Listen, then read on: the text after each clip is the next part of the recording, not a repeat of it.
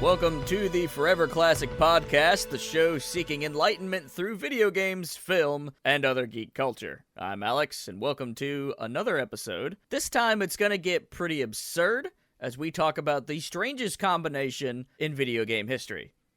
We've got a special guest with us, but as always, we do have Zach. Hello, everybody. And a special guest, my brother that I never had but always did, Marshall Grogg. Here's the thing, we have recently played Kingdom Hearts 1, and we want to sit down and just kind of critically analyze it. It's a game that's been throughout our lives, like we played it when we were young, most of us did, and with Kingdom Hearts 3 just on the horizon, as we record this, it comes out tomorrow, at least in America. It's been out for a few days in Japan. But once that hits our doorstep, we'll probably be knee-deep in Kingdom Hearts 3, but we wanted to take a step back and really appreciate where Kingdom Hearts has come from. And this initial project, it's got some great design elements and also some big misses. So I guess one of the first things I want to ask everybody is, how did you all really get started with Kingdom Hearts? Like, what was the story and what brought you to the game entirely? Marshall, you want to go ahead and start? Yeah, I'll go first. So honestly, I would say when I was in the fourth grade, I think, I remember seeing the commercials for Chain of Memories for the Game Boy Advance. And I can remember thinking, man, that's a catchy song. I really wanted to play the game that was associated with that song, simple and clean, buddy. That was actually the first Kingdom Hearts game that I played, which was probably not the wisest choice because, one, it's for the Game Boy. Two, it's smack dab in the middle of the franchise. So kind of tried to pretend I knew what was going on, but I had no clue. So you started with Chain of Memories. Yeah, I started in the middle. Fortunately, though, I did discover that Kingdom Hearts 1 was a thing, so I didn't get too far in before discovering the original. So that's just kind of how I started at it. So it was that commercial that kind of drew you in. And to be honest, I'm in a similar boat. Like, I remember seeing all the ads for it and the really awesome song. All of a sudden, I had friends come up to me and say, dude, you have to play Kingdom Hearts. It's incredible. I'm like, okay, what is Kingdom Hearts? Because all I see are weird trailers with, like, Disney characters and such. And he's like, it's Final Fantasy meets Disney. You like Final Fantasy? I'm like, that's fucking stupid. My buddy James brought over the game, and so we sat down and played it and had a really good time. And he, like, showed me that Sephiroth was in it, and he was super hard. And then I beat the game, and he's like, all right, you beat the first one, right? He let me borrow it. And I'm like, yeah, it was pretty sweet. He goes, check this out. And then the next time he comes over, he brings the second one. And my little mind was blown because it was just so much better. Yeah, they really did improve it in the second one.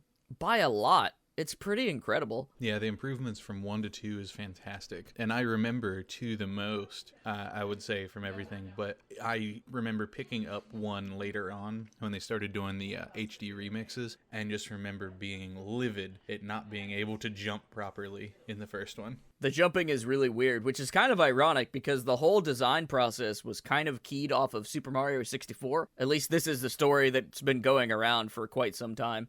So back in the day, Square Enix, I think at the time they were Squaresoft, and Disney of Japan shared the same office building, and it was literally like them sitting in an executive meeting talking about, wow, we cannot outdo Super Mario 64, like it's incredible. The only way you could beat it is to have a more recognizable character like Mickey Mouse. And then one of the executives, and I think Yoshitaka Amano, no, Nomura, no, Tetsuya, yeah, right? Yeah, I think. See the character designer, Tetsuya Nomura?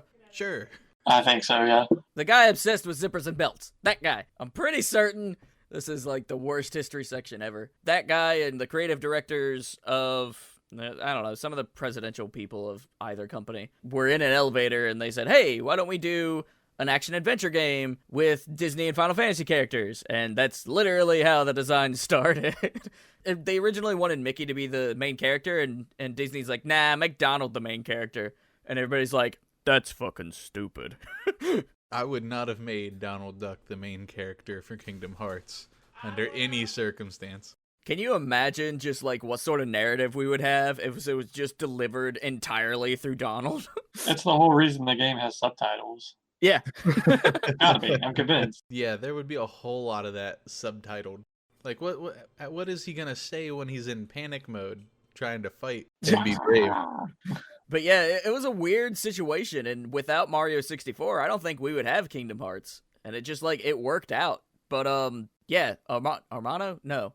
Nomura. Yeah, I always get those two mixed up. Nomura ended up, like, secretly developing all these characters, and he wanted them to be the main characters, which is how we got, like, Sora, Riku, Kairi, and all those. And originally, Sora was, like, a lion kind of design with, like, a normal sword, and he eventually evolved into the design that we know today with the spiky hair and the big fuck-off key. A lion character. I see. I don't remember any of that. Tell me some more. Yeah, just do a quick Google search on early Sora design, and you'll find him, like, with a tail and ears and this, like, normal-looking sword. So when they remastered the trilogy, or no, they did 1.5 for the PS3. I got the deluxe edition, and it comes with the art book in it, and it actually shows, artwork of his design, before as the lion. That's cool. Yeah, that image was floating around for quite some time, but it's a really cool design regardless. I kind of wish you could unlock that as an extra costume or something. Yeah, that's pretty nice. I like that. That would be really cool. That was his design when he's in the Lion King world. Yeah, that would also be cool. Although I do like it when you're a little lion and you like move around super quick. Yeah, that's pretty handy, actually. So what's interesting, I think, about Kingdom Hearts is in the original title, it's more of a platformer than I think it has any right to be. There's a lot of jumping around from very specific points and using glide to hit particular treasure chests. And I replaying it, I was like, wow, there's a lot more platforming than I remember, and it's all not great. Yeah. Also in Kingdom Hearts 2 Final Mix, you've got that secret area where you can go to the data battles. But in order to get to that area, you're going to have to go through, I think it's 5 or 6 platforming stages. Oof. And you have to use every form that you've unlocked that's fully leveled up. It's just absolutely awful. That's crazy.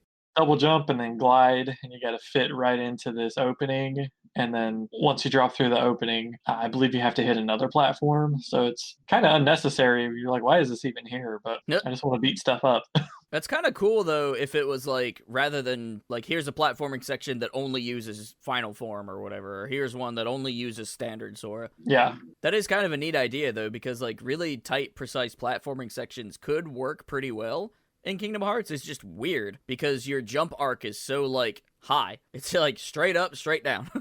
There's very little lateral movement in the jump arc of Kingdom Hearts, especially the first one. Oh, yeah. Which is why they added glide, I imagine. Glide's handy, but it's still, like, painful to use. I always thought it was really neat. My least favorite part is when you unlock Super Glide, and it's just glide, but slightly faster.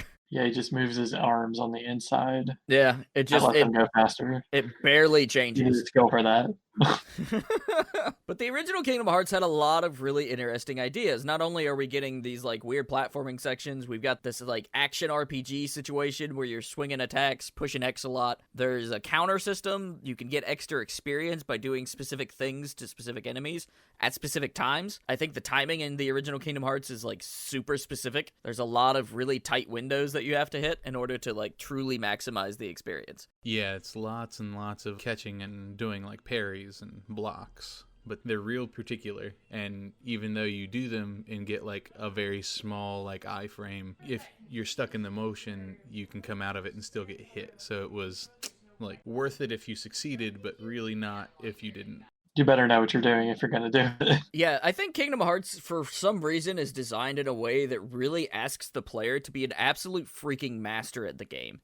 Because by the end of the game, you're using your jumps to, like, slightly alter your positioning to get a tech, to bleed into another combo, to back up, to use cure. It's, like, it's really particular. I don't see how anybody at a young age could, like, truly finish the game. I mean, we ended up being pretty good players, I think, by the end of it, because it really demands that of you. It really does, because it was one of the first games I 100%ed, if not the first. The fight with Sephiroth took so much grinding for me that I learned really how to kite and evade very well because of it, and I've taken that into all of my future everything. But at the time, I had no clue. It was just a challenge of just running for your life for like 15 minutes to fail and then do it again. I remember Sephiroth.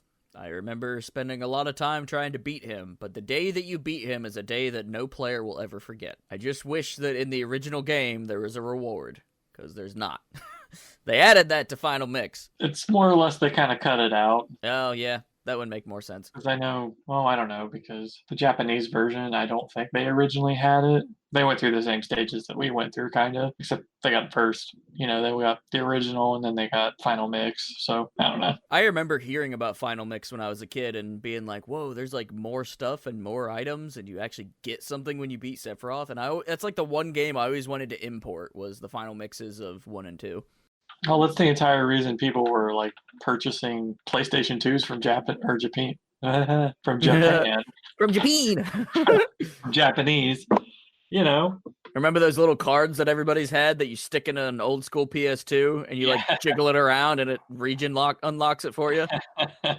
What a weird time. Oh yeah, that was strange. That was like post having to blow into your cartridge Nintendo and randomly having to jab some stuff in your PlayStation, and suddenly it can work internationally. Man, gamers, we're resourceful people. If we see something we want to play, we'll figure it out.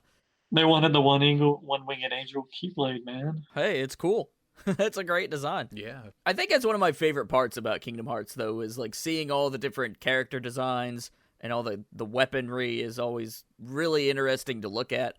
I don't know. I've just always really enjoyed the visual aspects of Kingdom Hearts, probably more than anything. So the best Keyblade design, in my opinion, has to be Lionheart.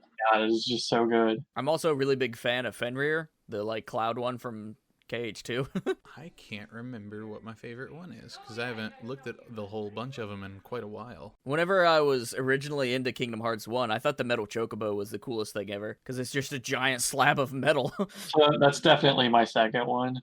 Yeah. Oh no, it's definitely the monochromatic. I think that's the one that I like the most. Oh, from Steamboat Willie's? Yeah. I don't know why. I think it's just the one that I liked and used the most. I don't really know specifically why or what. The Flamebirds, whatever. That one's good too. I think that was Orange, or maybe that was The Axles, maybe? the Mursame Keyblade. Either way. All of the Final Fantasy Keyblades were. Yeah. The only ones that are worth a damn are the originals and the Final Fantasy ones. Keep your Spellbinder. I don't care. Get that Disney crap out of here. And I did, after I started understanding that you wanted to chain together longer combos using the, is it Dream Seeker? The one that Mickey has and gives you or whatever? Oh, the star one? Yeah. Yeah, because it would give you an extra combo in the middle of anything. So even though it was early, I could use it to chain together a higher DPS chain and keep running like that. It really attributes to the overall design of Kingdom Hearts because every Keyblade kind of has a purpose. It'll like give you a particular magic damage boost when you're using summons, or there's like always a secondary effect that's worth looking at. Yeah, so I mean, like the Tron Keyblade, that always gave you like lightning boost. Yeah. It was extremely helpful when you were fighting Demix, the water guy. Right, yeah. He's always popped those clones out, and you're like, oh, you can't fight them all. You got to use magic. And then that extra electric boost, that was always the bread and butter.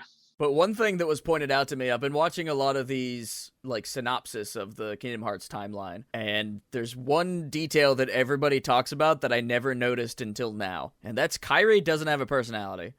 At all. No, she really doesn't, especially in the first one. Explain. I mean, think about it. How would you describe Kairi by herself, without any of the other characters? Uh-huh. That's what I thought. She's almost as bad as Selphie. No, Selphie is great. She's awful. Selphie has personality, all right? In this, kind of. I don't know. I mean, like, I guess I've never really just thought too much into Kairi just because I was like, all right, you're the interest, the love interest, you know, you're the damsel in distress, whatever. Yeah, that's the problem, I think, that I have the most The about. game is not about you. It's not at all, but it is. Trying to implement her like, oh, you're a princess. Oh, you can use the Keyblade now. I don't care. Which is probably my biggest request, I think, out of Kingdom Hearts 3.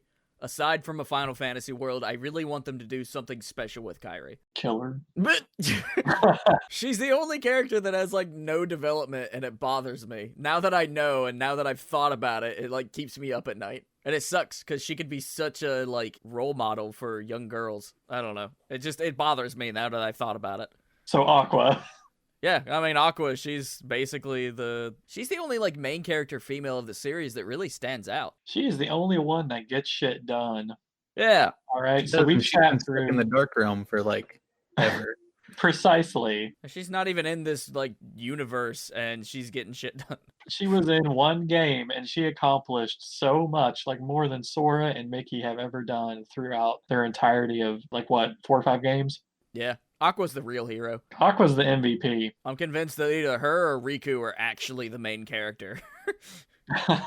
Think about it. Think about how much development Riku goes through, and the fact that he hangs out with Mickey Mouse. It's true. And like in the other ones, you haven't got to it in Birth by Sleep, but he's kind of like the chosen from the island, not really Sora. Yeah.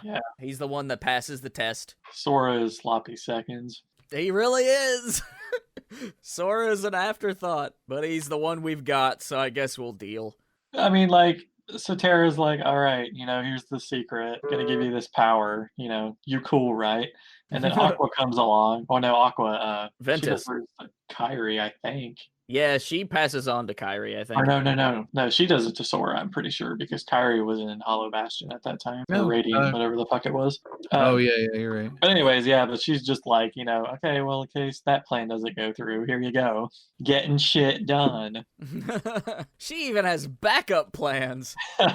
That's new. But yeah, it's interesting when you go back and play the original Kingdom Hearts knowing all this stuff, right? Because there's like one pivotal moment in Kingdom Hearts that changes the entire franchise forever, and that's when Sora stabs himself with Riku's Keyblade and becomes a Heartless. That's like the defining critical moment that everybody has to know from the first game. But it was such a simpler time. Like, it was a group of characters that wanted to leave their home. It was a story about growing up. It was a story about the power of relying on people and making friends. And then by the end, you kill a big bad boat. Kingdom Hearts. It didn't have to be complex, but it is now. Yeah, once they added that time travel and alternate dimensions in there, everything like took a super spiral into a weird direction. Yeah, Dream Drop decided to just flip the table. Truthfully, yeah. Well, and I don't know if I was ever completely satisfied with how they did it, because I don't know, I just felt a little robbed because it was kind of lazy how they were like, all of the organization members, I just lied to them. They actually had hearts. Oh, yeah. And I was like, well, can you elaborate on that? How did you fool them? You don't have hearts. Okay, that makes sense. Well, you're the boss. The organization members are pretty interesting. I like all of their designs. Axel's the best one, clearly. I don't know. I've got a lot. I mean, I really like Syx and Marluxia. Yeah. But then, I could say great things about each and every one of them, honestly. Like, that's true. We'll probably skip Vexen because he's just weird. Yeah, Vexen sucks. God. He's also a dick. Both in combat and in plot. Walking around, I'm a scientist. I made a fake Riku and he thinks he's real. Ha ha ha. Like, why can't you just make hearts if you're literally creating human beings? And I know that we're trying to focus on Kingdom Hearts 1, but give me a second to tangent into Chain of Memories real quick. What the hell happened to that replicant Riku? He just, like, walks off. Where'd he go? At the end of the credits, you do see him. He's just kind of walking around the halls. Yeah, he's just wandering around castle. So is he going to show up in Kingdom Hearts 3? I think so, because they have to go and get Ventus, right? Yeah, you would think. So Ventus is just taking a nap and Riku's, like, I don't know, dicking off in the closet or something, looking for his other shoe. And then real Riku walks up and he's like, wow, this is how I looked like when I was young? Oh, man.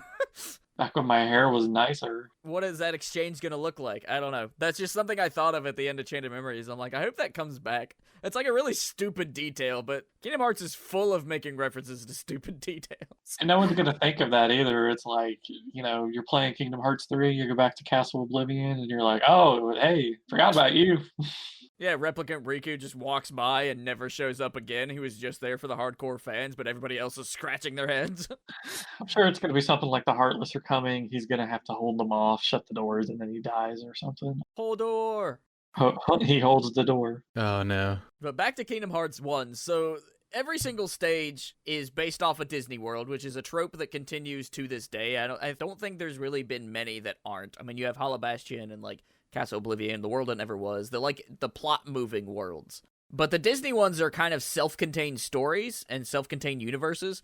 They usually explore the basic plot of the film it's based off of, but they always felt kind of hit and miss for me. It's like, hey, remember Alice in Wonderland? That was a Disney movie. So I don't know. I think if you strip away the Disney worlds from Kingdom Hearts, it would be still a great game. I feel like they could have done a better job with each of the Disney worlds, especially in the first game. I like the fact that each world kind of has its own thing going on. Like in the mermaid world, you're a fish. In Neverland, you can fly. Like, that's all great. That's all super cool. But I feel like every single Disney world doesn't necessarily, like, teach Sora much. It's implied that it does, but it doesn't feel like it does.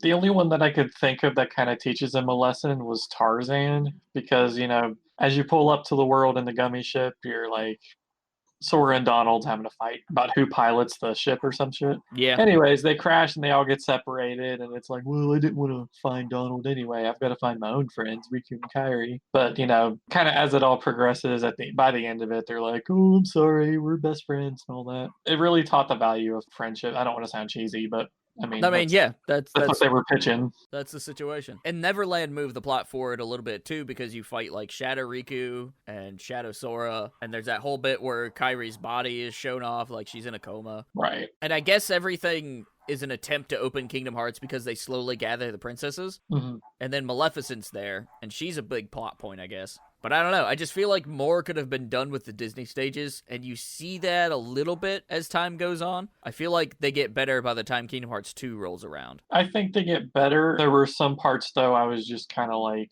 could we elaborate some more on this? Yeah. Like, I'll take Pirates of the Caribbean because that's my favorite world. Oh, I think this next one you're going to really enjoy. Man, when they played that trailer. Because I always thought that was a weird stage, but since you're such a big Pirates fan, I understand why that would be one you're like super into. Yeah. And I don't even remember where I was going with that now. I definitely sneak peeked some of the game. I've been watching some people stream it on Twitch, like not anything story related, just fights that I've hopped into here and there. It looks amazing, super smooth. It doesn't look like it's going to feel like 2 at all. Just following it around, it looks much more free-flowing, like way more free-flowing. Like Dream Droppy? No, not necessarily like that, but like you can like hairline dodge, like that sort of thing. So the hitboxes are probably way better. Yeah, they look way more precise. Interesting. I think the feet moving looks funny, but other than that, I think it looks really good. Like your ability to just move around, glide around. It's going to keep the special triangle effect button for everything that they had in 2. Yeah, I don't know. It just looks great. I like that they added that into Final Mix, because this most recent time that I played Kingdom Hearts 1, I played Final Mix, which I initially thought was super weird because like they change a lot of the color palettes in Final Mix. So I was like, why are all the monsters funny colored? Why are the stained glass princesses have the wrong color hair? And I don't have a good answer for that. They just did that, I think, to differentiate between the two a little more. Yeah. But I found it harder than the original game. It was pretty tough. Definitely. I kind of wish you could turn the reaction commands off too, just to give you kind of a nostalgia feeling. Like, kids today are not going to know the pain of running around in circles and dragging Maleficent's lair, hitting the D-pad trying to reach your items and all that. Instead, they're to use the cameras, you had to use L and R. Yeah, R2 and L2. Yep. It's definitely one of those situations that the original game definitely shows its age, but I think even that first release was pretty groundbreaking because we had never really gotten an action RPG of that caliber at the time.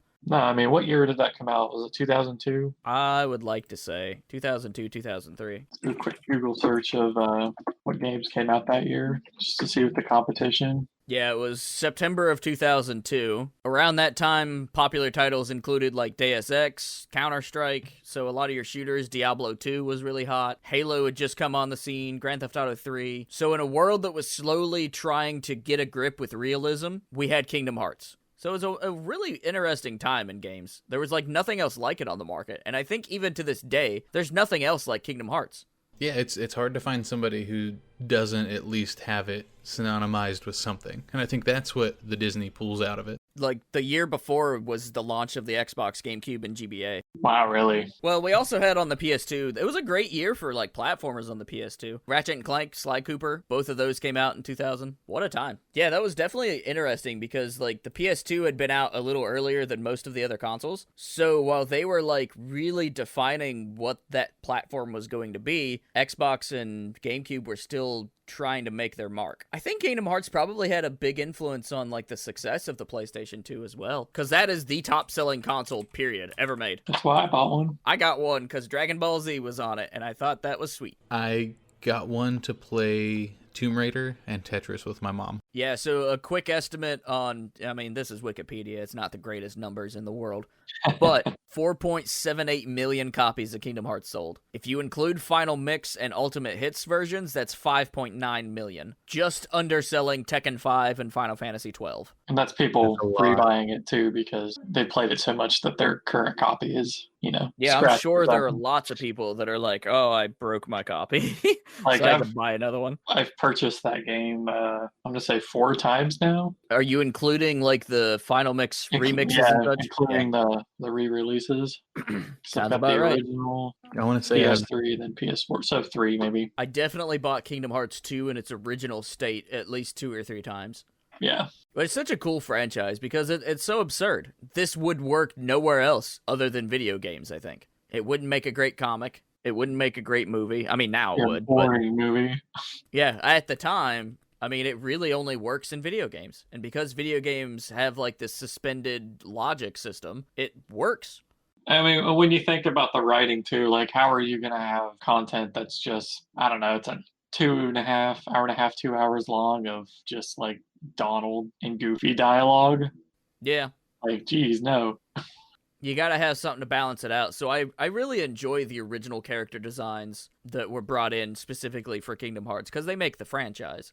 Those are the ones that are really memorable. But it is interesting to see our favorite Disney characters like interact with Heartless. And those interactions do get better over time. But in the main series, it's kind of weird. Yeah, I feel like in the beginning one, nobody ever really acknowledges the Heartless to you. They just say there's been stuff over there or monsters, but nobody seems worried or out of place about them, aside from your characters who are evidently very well versed in what the Heartless are. Yeah, they definitely made the Heartless seem more threatening as time goes on. Yeah, and like when you get in the end of Birth by Sleep, and that's the first time Aqua's ever seen a Heartless, she's like, oh crap. I know that's not Kingdom Hearts 1, but like all these characters, they have a brief freak out, but they keep going, but they kind of at the beginning don't worry about them that much, and it just piles up through the game until you get to the weird boat boss. Then things seem pretty dire. Yeah, but it's also just kind of absurd there too. Yeah, it's kind of an isolated incident. These like grand schemes to rule the universe or whatever always happen in like a far off area.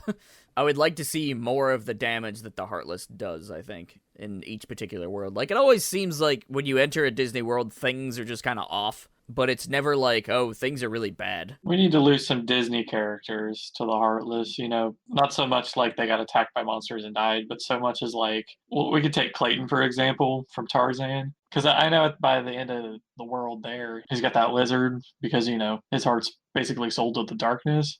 Mm-hmm. But if we could kind of see something like that with maybe not antagonist, so like trying to think like of something, Beast or something off the top of my head.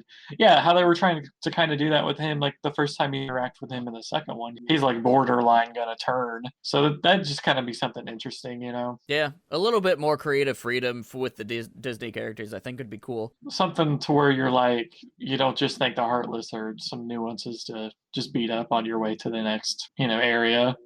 Yeah. Now, I think that one thing that the original Kingdom Hearts does really, really well is secrets and optional content. Yes. And I think that's why that game in particular really made a mark with people, because every single world has treasure chests that you can't necessarily reach the first time you visit.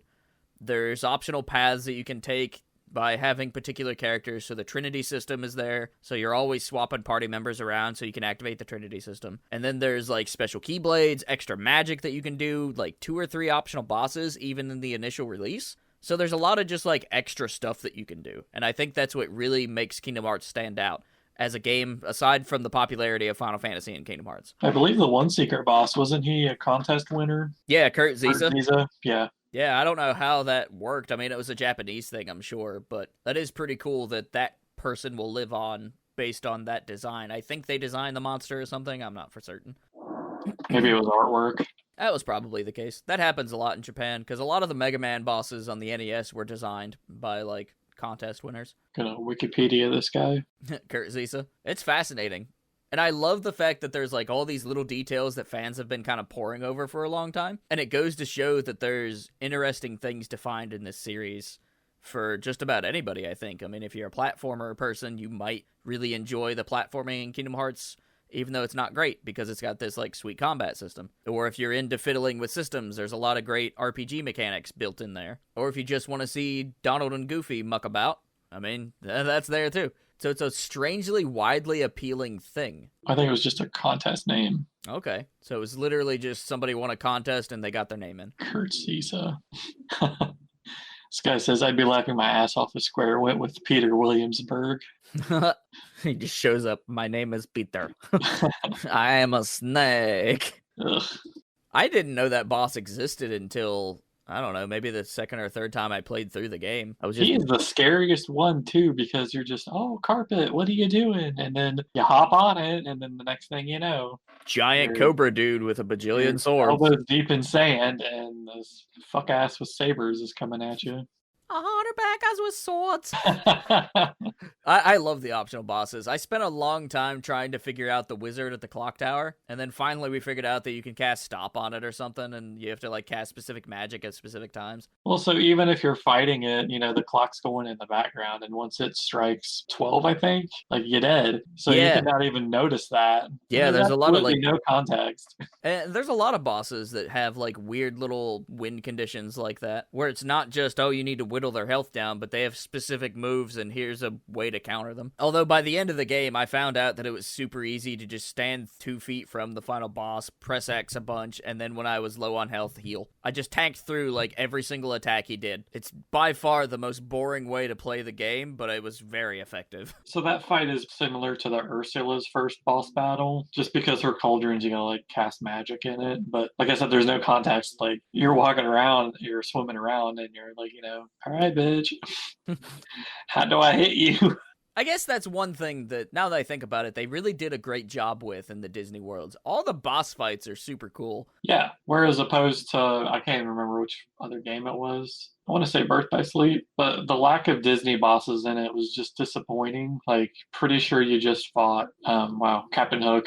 Captain Hook and then Maleficent Dragon, those were like the only bosses that you fought in that game. And it was really disappointing to me, you know, going from the first Kingdom Hearts where, you know, you beat up Oogie Boogie, you beat up Clayton of all people. So I guess that is one thing that Kingdom Hearts, the original game, does do really well is, you know, at least the worlds are well represented. Like all the iconic environments are shown off. All the enemy designs are there. It just works really well visually. Music is all there, even though it's a pretty short loop most of the time. You catch those like iconic tunes. Yeah, true. I did really like the remastered, remixed music for the Nightmare Before Christmas Land, Halloween Town, because that was all special done with Danny Elfman. Nice. I love all the music details. It's really cool. I mean, Traverse Town is one of the most iconic songs, I think, in the entire game. And then Simple and Clean is something that, like, everybody knows. They may not know that they know it, but they know it. But they do.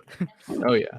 I love that they've kept with her for the entire series. The new one's great, too. I haven't even listened to the song. I'm, like, avoiding all trailers and everything about it.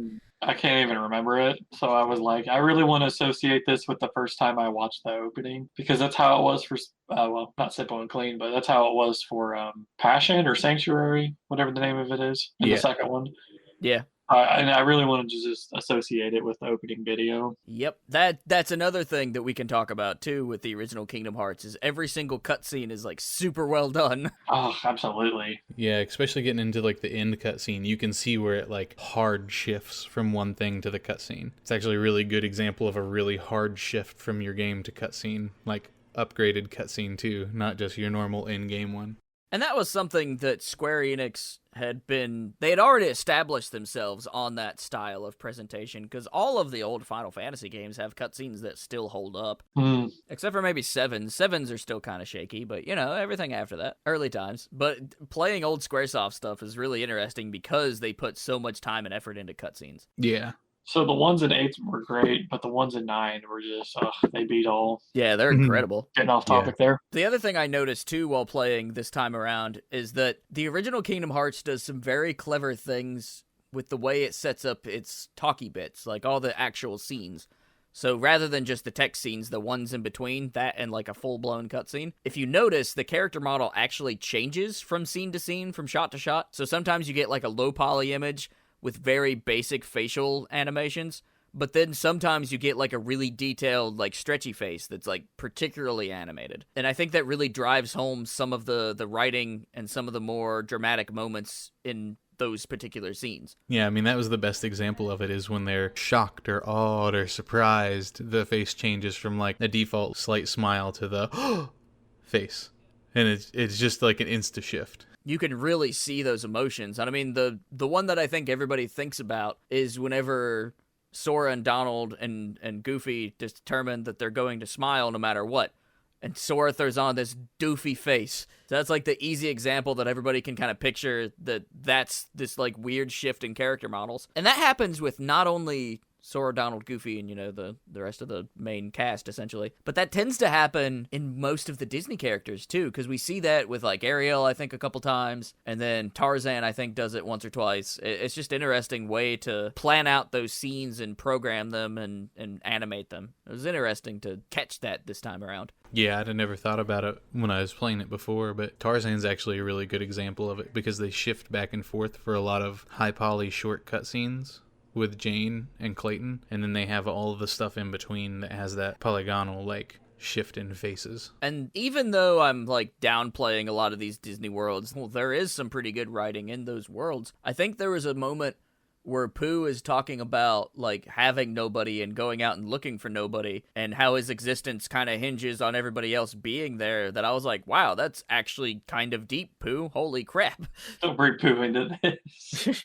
I mean, this level sucks, but there was a couple really great lines. Yeah, and Pooh forms like a super friendship with Sora. They're super related as they go through the first game. I'm not sure about stuff in the in-between ones, because I never messed around with side stuff. And then, in 2, and then you see him in 3, so it's going to be really good. We see him in 3, the Chinese might not. We talked about that in the last episode. Yeah. That'll be interesting. I don't know how that's going to play out with the whole censorship thing. That's the other thing that Kingdom Hearts attempts to do, is they break up everything with a couple different mini games. I mean, the main one that we get is the Gummy Ships, which is basically just a poor man's Star Fox. And I mean, it's kind of fun. I like collecting all the little like ship designs, and there's a lot of missions that you can do in Final Mix that like kind of helps you check off the boxes. But I always found that game to be kind of okay. I don't know. What'd you guys think of the Gummy Ship portions? So just to like cut in for just a moment, I didn't know what you were talking about with Pooh, but I just Googled it. So Yeah. that ain't right. Yeah, they like censored Pooh Bear because of the way he's treated as a character over there, and making fun of their like political leaders. This image of President Xi with Obama, and then they've got Pooh and Tigger walking beside each other. I have to close out. It's definitely a weird situation. Like, it makes no sense to me as an American. Oh my god. All right, so Gummy Ships. In the first one, God. Like, that's not great. Basically, so I'll tell you a secret here. You might not know this, right? If you want to do good on the gummy routes, you need to create a donut ship. A donut. A donut ship, okay? Now, what this is you strip everything, and then you've got your cube, right? And that's your dimensions on how you can create your whatever. Uh-huh. All you need is basic standard armor, and then yeah, you do the frame of the cube, just the front part, so it's just a big square, okay? Right? And then you put your guns on the inside of it too. Make sure nothing's hanging out, and enemies will just fly right through you. They cannot hit you hardly. Like That's very similar to what I did. I didn't know Wait. this until I played earlier this year, and I was like, "What the fuck?" I never did that. That's interesting. I either never upgraded the ship at all or created just a wall. You can get through it without upgrading at all, like Yeah. no problem at all. I It's never interesting, did though. just recently. There's like a transformation mechanic in it. There's a magic meter. There's a couple like weird things in the gummy ship that very few people know because it's like not necessary. Yeah, like you don't have to do like hardly any of those things. I did enjoy trying to hunt down all the special stuff through them, but that was about it. Yeah, I mean, I played it because it was there. That's basically the situation. It doesn't get you any sort of benefits. The Cactar gummy ship, that was cool. Yeah, I like that a lot. I think you could get Sid's ship, the Highwind, Yeah. or one that looks something like that. But I don't know, stuff like that. That was always fun. This time through, I basically attached a bunch of comet and like meteor attacks, so I was just firing laser beams at everything. That was interesting. So you do gravity and Blizzard, I think. Blizzard or Firaga. I also noticed that Thundaga, the upgraded laser, is the worst because it's a very slow shooting missile and it fires directly in front of you. And because you're moving forward, it lands like 3 feet in front of the nose of your ship and then explodes, and it like never hits anything. It sucks. Worth it. Meanwhile, my other weapons is like these lasers that lock on automatically and just blow everything up. Yeah, I think I ended up putting like just copies of the same gun so that they were just spread out, and it was just like a constant beam of bullets flying everywhere, and I didn't really have to do anything. Yep. Now, let me ask you this then. The Gummy Ships is like the main minigame aside from the standard game, but was there any minigame that you played in this title that was worth a damn? No. Yeah, Well, it was just Pooh Bear stuff.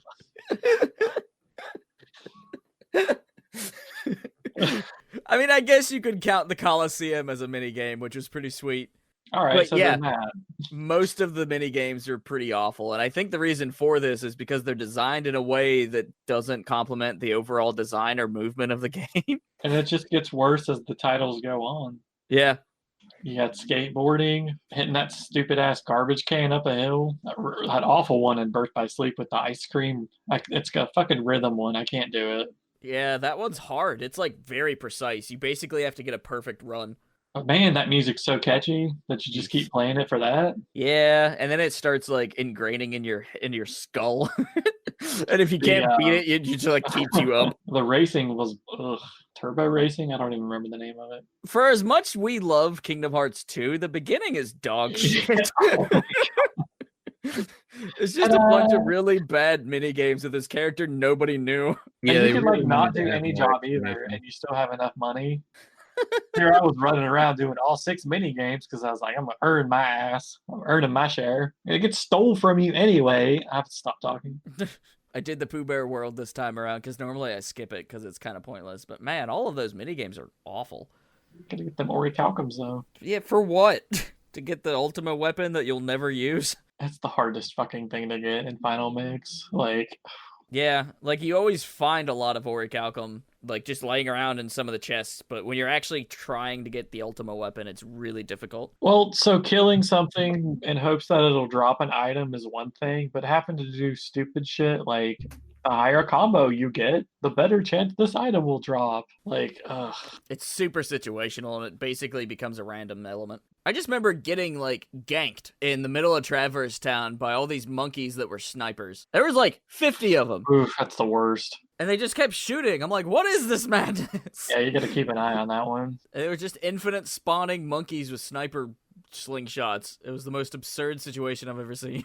I was like, wow, I have been attacked. This is an attempted murder in the streets of Traverse Town. Even if you're just running through, you're like, I ain't doing it today, fam. If they see you, they're gonna hit you from anywhere. Anywhere. They don't care. That's the one part of Final Mix that is kind of fun, though, is there's all these, like, really specific win condition enemies. I personally didn't find any of them super fun, but they're there. Like, the stuff you get's good, but by the time you've gotten it, like, there's nothing left to use it on, right? Yeah, that's the problem. Like, you can progress through the main game just fine. It's not like you need Ultima to beat Sephiroth or, whatever. No, I mean, and they even give you Oblivion after you've killed Riku for the last time. Like, that's all you need. Pretty much. That's a great sword. You get the Metal Chocobo, you beat up Riku, and then you just get Oblivion, and then, okay. Yeah, I noticed you pretty much have to use the Metal Chocobo for Riku, because he, dodges to a point that the extra reach really helps. Because I built a magic character this time around for whatever reason, because I thought it was a great idea. How'd It you was get past awful. the first boss? That wasn't so bad, but everything else beyond that was pretty rough. But Riku is when I'm like, okay, I gotta respec into physical for a second. I can remember as a kid, I first picked up Kingdom Hearts, and then I started it, and I was like, ooh, that scepter looks badass. Picking it. What am I dropping? I don't want that shield. This is before I even registered, what a magic build is and whatever. Yeah. My God, I could not even beat the first boss. Wow, that's funny. I got my ass kicked. I wish you could get those weapons at the end of the game somehow. Like, I would love to run around with a warrior sword. That'd be cool. The shield was weird. It was weird. But as time goes on, Kingdom Hearts experiments a little bit with, characters and weaponry. Because, in 358/2, you get, all the organization members and Mickey and Riku, and it's crazy. Donald and Goofy, too. Oh, do you get those? Nice. So I like that now we're finally getting, all these playable characters and styles and stuff. That was a fun, I almost referred to that as a mini game. I hope they kind of do something with it. Yeah, that'd be cool. I'd like to see all those characters come back in some way, shape, or form as playable. Like a shitty remaster of it would be nice. Yeah, even that. Yeah, something. Just don't polish, just upload it. Now, what'd you guys think of the summons in Kingdom Hearts? Because when I was a kid, I was always told that if you get to a certain point, you could get Bahamut, and that's not true.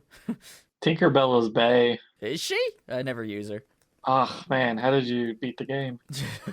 I think I used Genie a couple times, but I, all in all, never used the summons. They're just not even a thing that I worried about in the game. I think that Simba's actually really great. That's the one that you use in the speedrun of Kingdom Hearts 1. It's pretty interesting, because summons are a big part of the speedrun for whatever reason. But, Simba's cool because he hits, everything in a huge area, and he does a lot of damage. But I ended up using Dumbo a lot this time around, because I really like attacks in the first Kingdom Hearts that have the main character be invincible, which is why I use Strike Raid, all the time, because then you can't get hurt. You just, take hits and dish out damage. So I use Dumbo a lot, running around a stupid elephant. Bambi wasn't bad either, because if you're in a pitch, that little bitch is going to drop off some tasty health orbs and magic orbs and whatever. Yeah. I totally forgot. I remember about he was Bambi. really good for Kurt Ziza. Oh, that's interesting. I never used Bambi hardly ever. Anytime I've played this game, Bambi's never been something I end up doing. People rarely even get Bambi because you have to go through poo. Oh, that's how you get Bambi. Maybe I don't have Bambi. You probably don't. You have to go through an extensive amount of poo to get it. Yeah, you do. Freaking Pooh Bear's world. He sucks. God, I can't get over it. It's, I don't know. It's cute, but it was just unnecessary. Yeah, it was cute. I like the fact that it was something that the way to play Pooh and actually get a good situation out of it is to play it in between worlds. Every time you get a page, immediately after that world, go back to the book. That's fine. But trying to do it all in one sitting at the end of the game or something is the worst. I mean, at least they made it optional too. You had to go in once and then you could just immediately leave. Yep. And you were good. Kudos, Square. Go into this book. Oh, crap. This is the 100-acre wood. I don't want no part of this. Nope. I just back out. But yeah, so overall, if I were to give the original Kingdom Hearts a review at this day and age, I think I would score it much lower than I initially would have, because there's a bunch of really kind of frustrating moments in the game. However, its lasting effects are unquestionable, especially because it was still experimenting with a lot of the 3D action RPG stuff.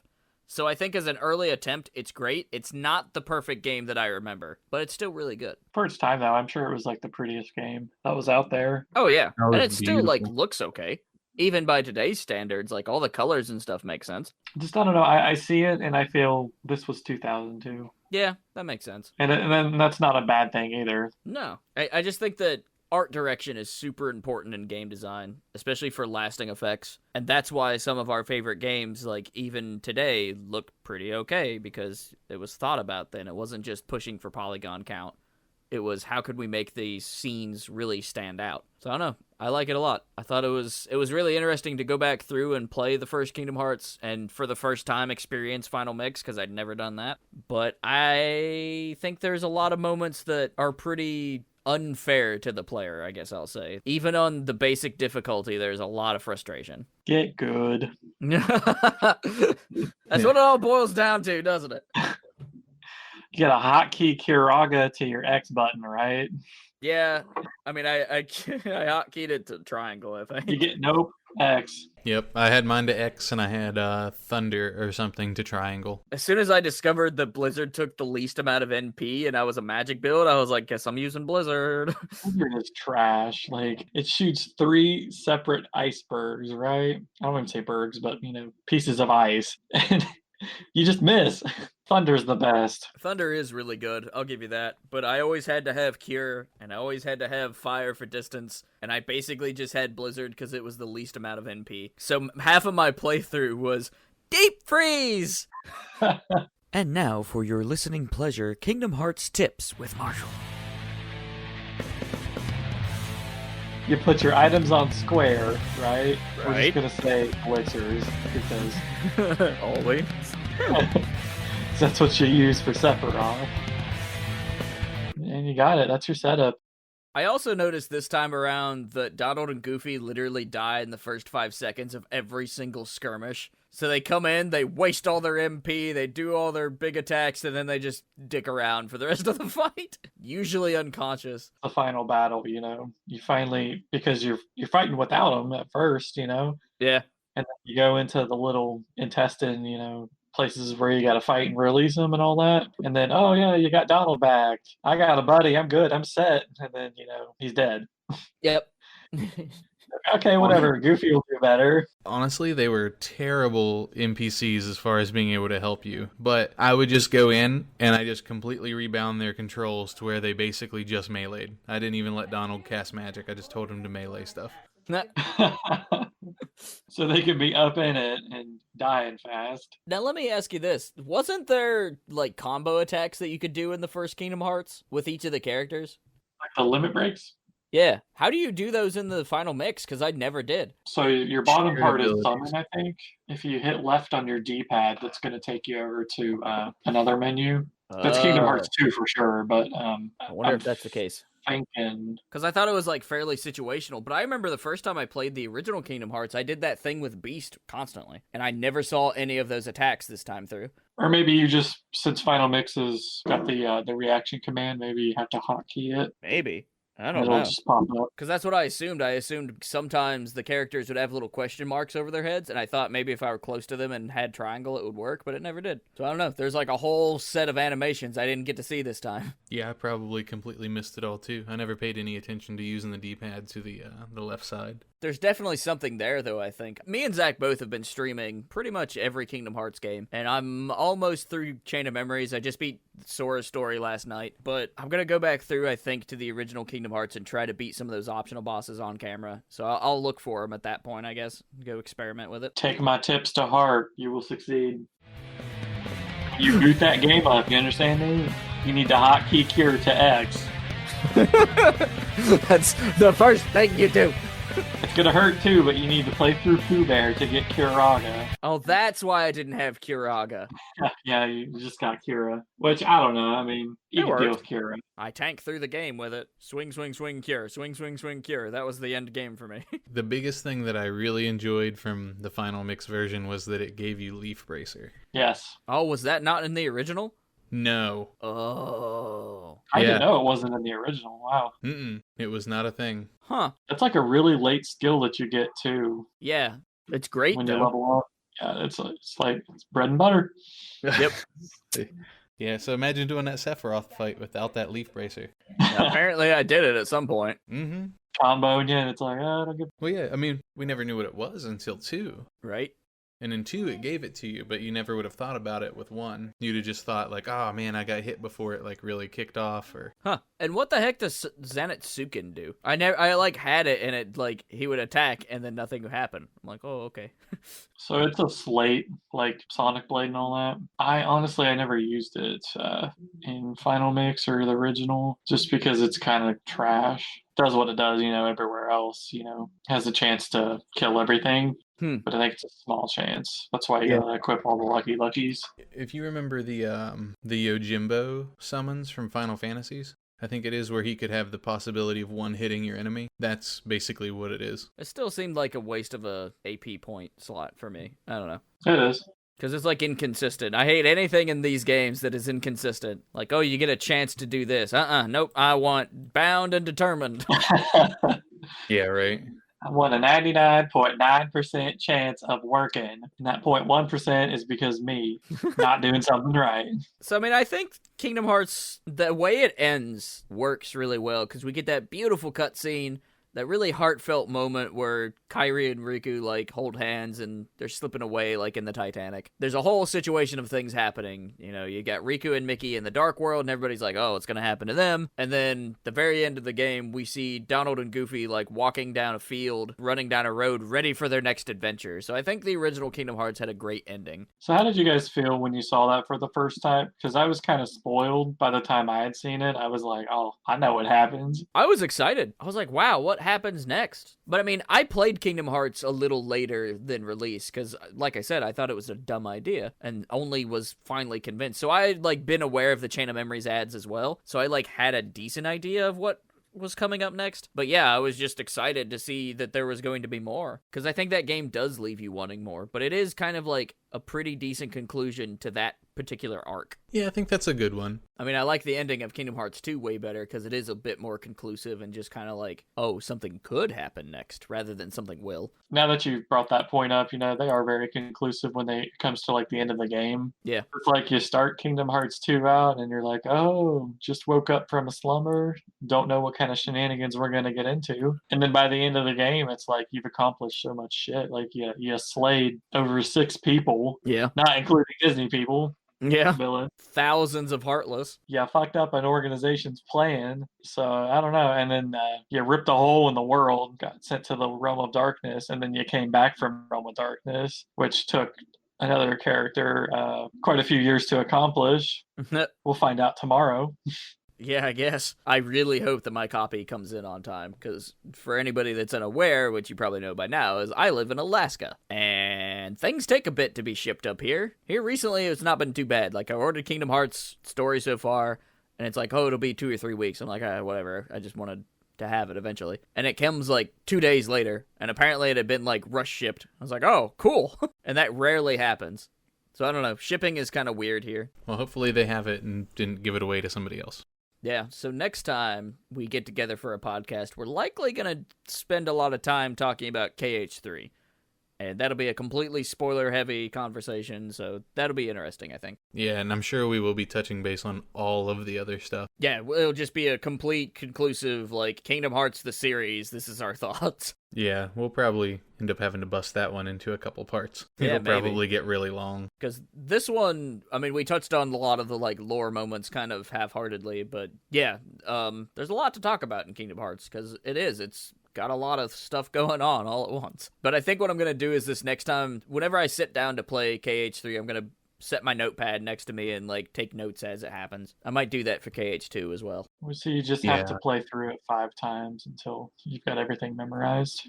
Got it memorized. Because this is what, it's over 10 years worth of, wait. Yeah, I mean, since the series started, this franchise has been going on for 17 years. 16, 17. So Kingdom Hearts 2 came out in 2005, and it's 2019. So it's 14 years.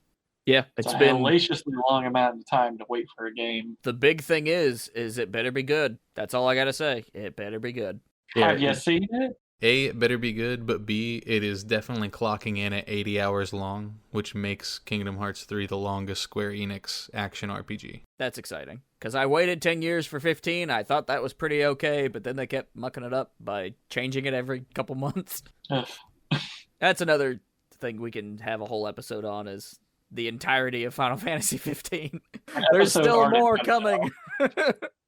Maybe that's what we'll do. Whenever that comes out and there's like a definitive complete version I can buy of Final Fantasy 15, I'll come back to it. It's supposed to be March, I think, so Yeah. that'd be fun. I just love Squaresoft. I've always enjoyed their stuff. Their RPGs are great. Their worlds are fantastic. All the different designers they have, like Armano and Nomura, Nobu for music. It's all just been incredible. Some very, very talented folks work at Squaresoft. Well, even Right. like the cast for the games too, they're always on point. Yeah, Oh yeah, they're excellent. they do a pretty all right job with their English stuff. Mhm. Maybe not that one scene where Tidus and Yuna are laughing, but But we can basically ignore You all get of Final one. Fantasy X.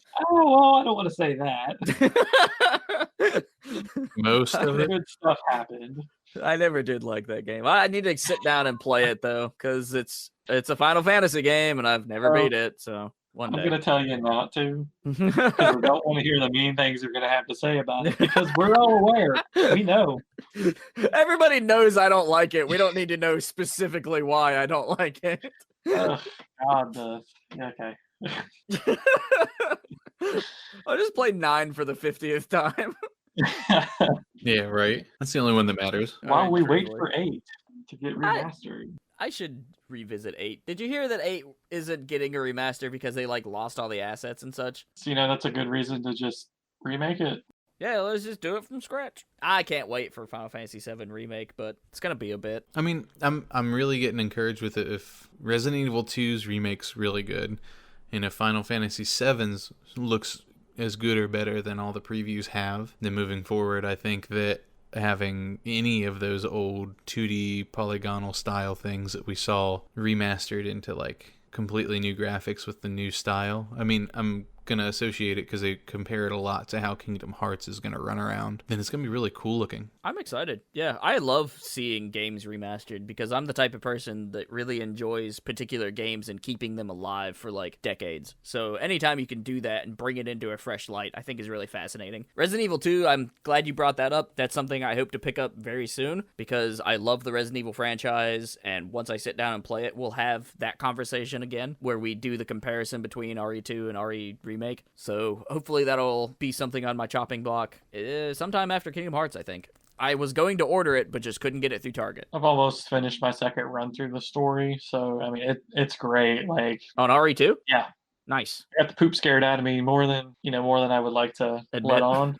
Yeah, admit. That's But exciting. yeah, it's a real heart thumper. I've just yet to decide if I want to get it on PC and like actually play a game on my PC that's, taxing, or if I want to just break down and get the PlayStation one. I'll probably get the PlayStation one, but I think I'm gonna grab the PC one. I need to run the demo on here and make sure it even works. Yeah.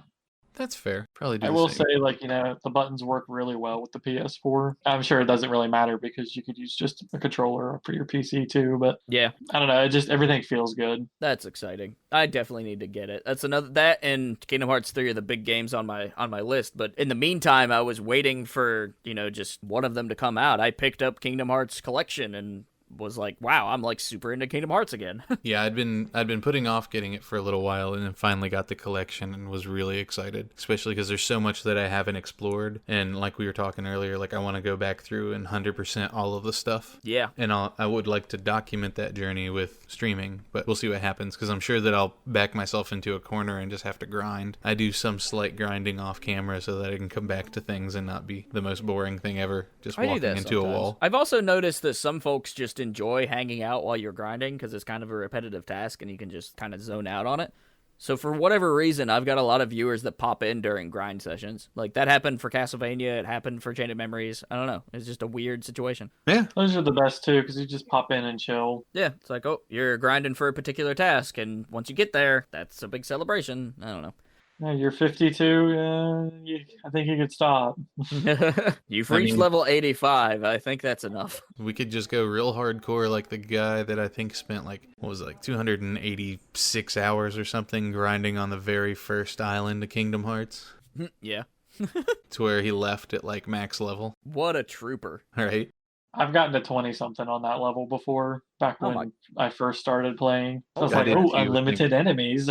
I just kept doing tech points against Titus because he would do the exact same motion in a loop, and I would just keep doing it. So 3, 3, 3, 3. And I'd do it until I started getting tired or bored. Then I'd beat him and then save it and then come back to it later. Yeah, but I think in conclusion, we can all kind of agree that this series means a lot to us, and it does for a lot of people. So I think regardless of what Kingdom Hearts ends up being quality-wise, it's something that we've all really enjoyed. Ignore the review scores, ignore everything for... Even I, as a critic, am gonna, like, take a step back and just play the game and, you know, take it in. Yeah, Do you, absolutely. boo. So for everybody that's, you know, worried about the quality of Kingdom Hearts 3, I say if you're even the slightest bit of a fan, pick it up, because I think you'll have a good time. Right, and this is supposed to be the resolution to everything with Xehanort. Maybe Yeah. not the entire series, but to all the shit with Xehanort is supposed to be resolved through this game. So it'll be a good way to end everything off on a high note. Next time on the Forever Classic podcast, we'll likely talk about Kingdom Hearts 3. Resident Evil 2 might come up, depending on how long it is between our next recording session and when this episode drops. But I do thank you, Marshall, for hanging out with us. It's always a pleasure, my friend, and we certainly enjoyed having your insight. Yeah, man, come back anytime. Let me know. I'm always around. In some way, shape, or form. God bless the internet, because we can always connect with people. Right? But Marshall, if people wanted to connect with you online, how might they find you? On Twitter or whatever? I would prefer Twitter just because that's where I post most of my snarkiest stuff. That's Usually true. about my interaction with other humans. Usually in the grocery store. That's where I would prefer. Yeah, I don't even know what my handle is. Is it at Marshall Grogg? Yeah, Isn't it Grogoth? that's my nickname on it. Oh, right. My picture is me and 2 puppies making funny eyes. We will have your handle in the description. And you don't do any streams, anything at the moment. You were for a while. For a while there, yeah, I might get back into it. I don't know. Here lately, I've just been kind of chilling. Fair enough. And of course, But I do like to pop in and show support as much as I can. yeah. Yeah, we appreciate having you anytime you pop up. It's always a fun time whenever you pop in. Because all these, like, inside jokes start coming up. Yeah, definitely. Zach, where can we find you, my friend? You can find me with Exquisite Liar, all one word, on pretty much every media platform except for Twitter, which is exquisite_liar. And if you do want to send a very particular email, you can send it to theforeverclassicpodcast@gmail.com. That is our direct email line. Send us anything there, whether it's criticisms, ideas for the next show, you want to talk about your new game, you know, whatever, hit us up. And you can find me at ForeverClassic105, the number 4 on Twitter. It's spelled out, ForeverClassic105 on Twitch. All of our links will be in the description of the episode, so do check out that. And check out our previous episodes, because we've had some great content over this small little journey. The last, 6, 7, 8 months, I think has been pretty cool. Yeah, it definitely has. It's just growing every day. Yeah, the Forever Classic Podcast will continue, and we will catch you next time. As always, stay cool. They will say that you'll never be filling you with dark energy. Enemies will eventually turn into a chain of memories. Those memories have a tendency to break every wall. Whether short or tall, that's your destiny. Every step is a path you take to your legacy. Here's the key to your destiny. Open doors like it's sesame. Even those without a heart still has a form of identity. Times might be helpless and dark without a doubt, but what's inside will never die, and you gotta try. Protect your kingdom.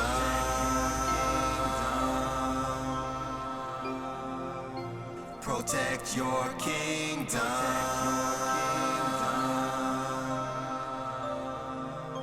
Protect your kingdom.